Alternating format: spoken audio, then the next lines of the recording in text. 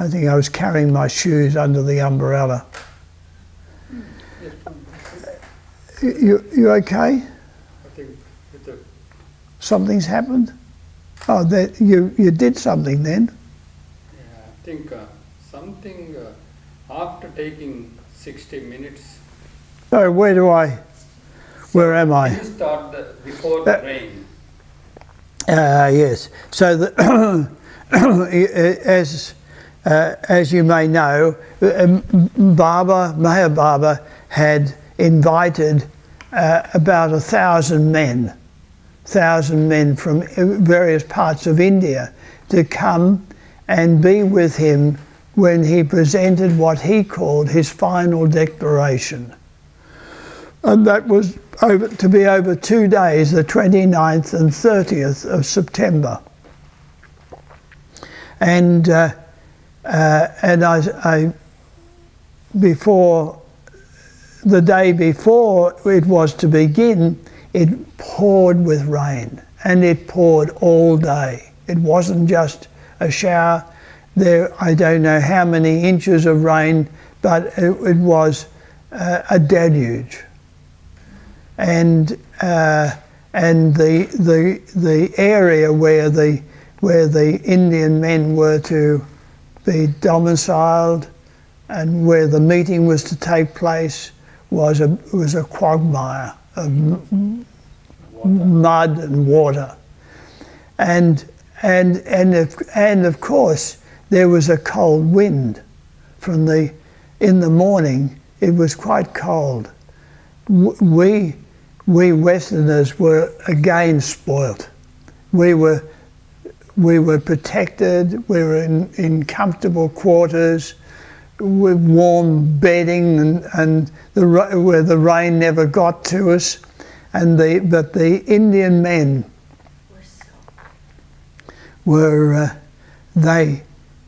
that was my first sight of how wonderful was the Indian men's love for Baba, that they accepted so cheerfully, so completely, with no complaints. Although there was one little interesting story apropos of it that I heard later, that Baba had specified males over the age of 16. This lad was 16 years of age, and he attended, and with the rain he thought, I know here we are suffering as we are, wading through mud, but Mayor Baba will come and he will be brought by car and no doubt will be carried over the mud to where the meeting place is. And he was thinking this. He was thinking, what we have to put up with. But of course, Mayor Baba won't. And Baba, the morning after all this rain, and it had stopped, and Baba came, and he got out of the car, and he took his sandals off and walked in the mud. And the boy repented. How did you know that he... We were told about it later.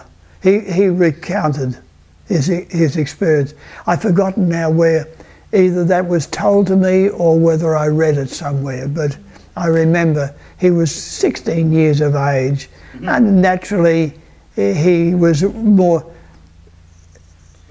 His love for God had not been tested to that degree that he didn't, that he was still thinking such thoughts. So what happened after?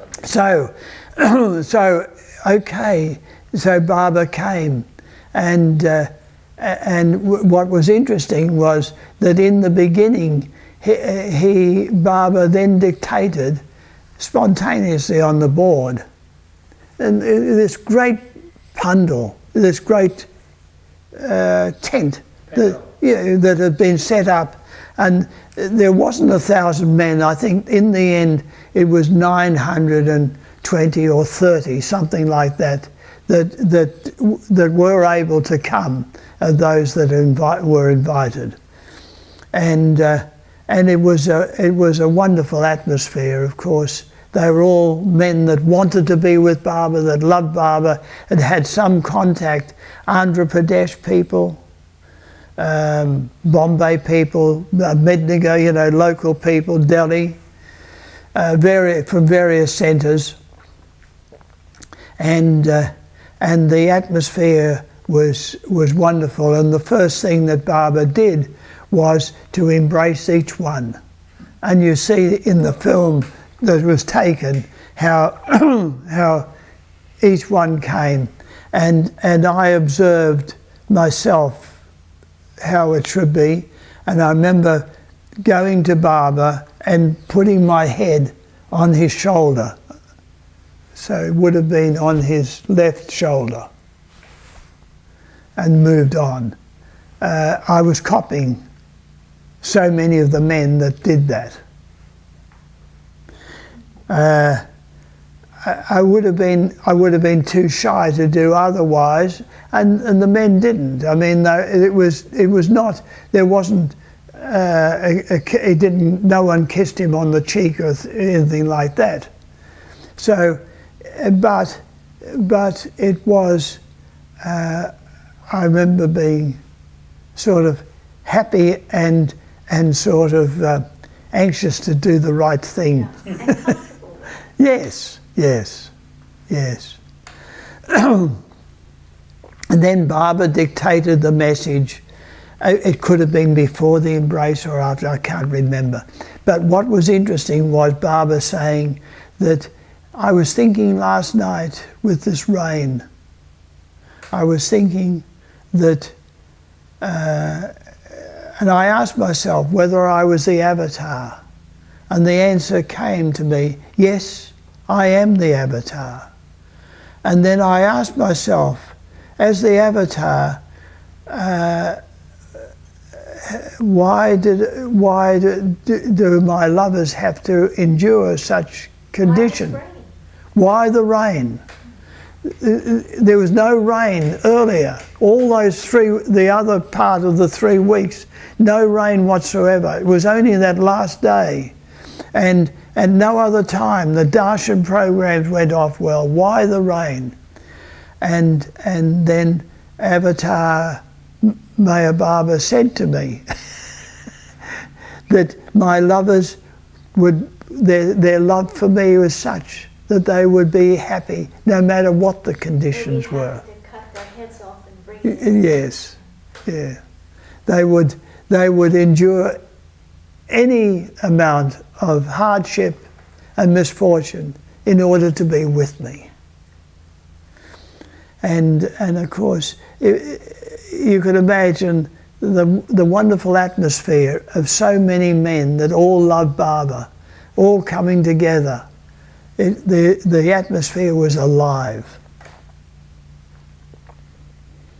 And then, of course, a lot of the rest of the day was spent Baba seeing individuals and groups from the various centres, and we went back to our quarters. And the next morning we gathered again with Baba. Yes, at some point. So he declared, can you describe how he declared final declaration? Yes, I will come to that. Oh. Yeah. But before the final declaration, Baba took us up the hill. Yes, wait a minute. There are two things happened. The one time he took us all into Mandalay Hall, which is quite a big room, and we were all in there, and at Lower Mehrabad, Mandalay Hall. And what intrigued me at the time was, I remember one incident where Baba was seated in the chair and we were all sitting on the floor. We were all, maybe a few of the older Western ones had chairs, I don't remember, but I was sitting on the floor, and and one man got up, one Indian man got up and asked if he could recite this poem in Sanskrit to Baba, and Baba gave permission, and he went on in this sonorous voice, and Baba at one point gestured. He's nodding and smiling, moving his head with the recitation, and Baba gestured to us at one point. Of course, I don't know the language. I listen, but I don't. What that means, all one knows is that what is important is, of course, as Baba has often said, that he reads the heart. He knows what is there. And but there was that again, just being with Baba in that alive, living, intensely living atmosphere.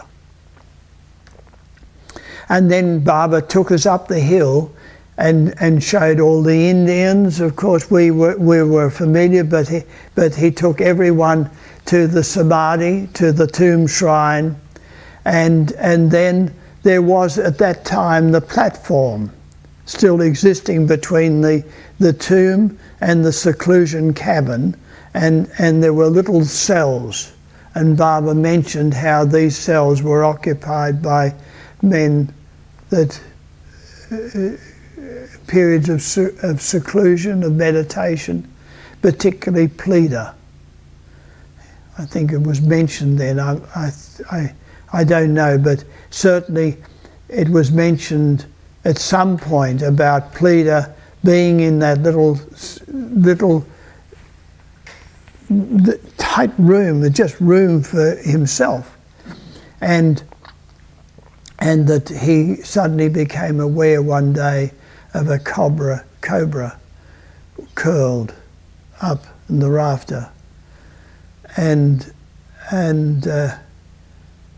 so he couldn't move, and it wasn't. Silence too? He was in silence, so he couldn't call out. That's right, and he had to wait for the attendant to come, who would come and bring him his milk. I think he was given one bowl of milk per day, and then of course the cobra was seen and it was killed. But what a position, where in this time, and the cobra must have been only perhaps a foot away from his head. It was, it's such, because the little room it wasn't a room, it was a cubicle. You couldn't lie down. No, he was sitting. Yeah. So where is that seclusion rooms? Where are they? They were all been taken away now. Oh. They were between the tomb shrine and the seclusion cabin. So There were 4 or 5 of them. That's right, where the women's are. Where women You'll see them in the film. Oh, okay. Yeah. And then Baba, one of the things, yeah. I was just thinking, isn't it interesting how Baba's bringing the Western man and the Eastern man together, as Yes. well as earlier the Eastern women with you Yes, twice. yes, Tory nuns. yes, that's right. Yes, Godavari Mai that's right, the Godavari Mai and the nuns or kanyas from Upasni Maharaja's ashram came, and we mingled with them. Yes, so and during that time when we were there near the tomb, Baba stood on the platform. He had us men lined there, and I think he introduced us. I've forgotten now why we were on the platform with him. I don't remember that, but I do remember him telling the story of a period of seclusion that he spent in the tomb shrine many years earlier, and how he had arranged for a boy to bring a thermos of coffee each day. And he was there for a period of some months. And when he came out of seclusion, he said to the women, Mayra, whoever was there, why only half a thermos? I asked for a full thermos. And then they said, but we filled the thermos. And then the boy was called, and the boy confessed. He said, well, it was a long walk up the hill, and I would get thirsty, so I had half the coffee. And Baba said that I had his prasad.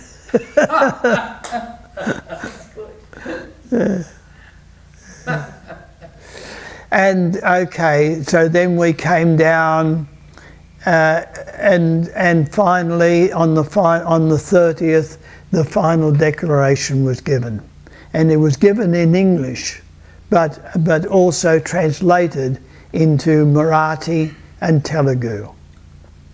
Different men did it.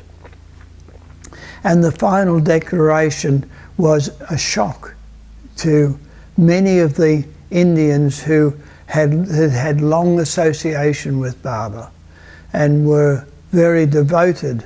And when Baba said that he would drop his body and die a violent death, and that this would happen, and